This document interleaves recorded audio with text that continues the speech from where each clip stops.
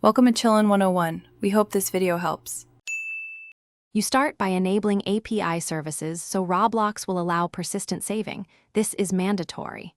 Next, create a server script service script because data stores must run on the server.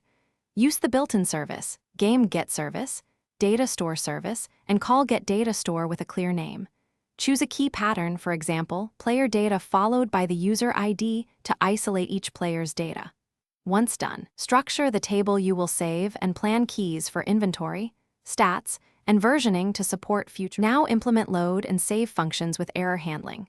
Wrap getAsync and setAsync in pcall so you can detect failures and retry calmly. Datastore throttles frequent writes. When loading, check for nil and apply default values. This prevents corrupt sessions. Save compact tables. Datastore accepts tables but avoid user data and functions.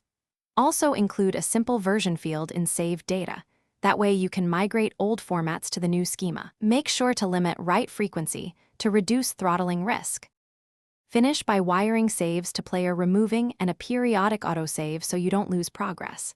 Test using multiple simulated players and real account sign-ins to ensure keys isolate correctly.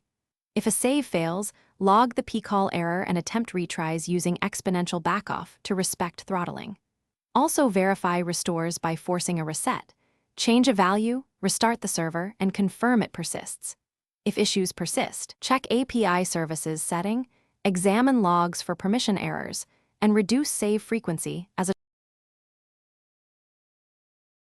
Thanks for watching. Consider subscribing if we helped you.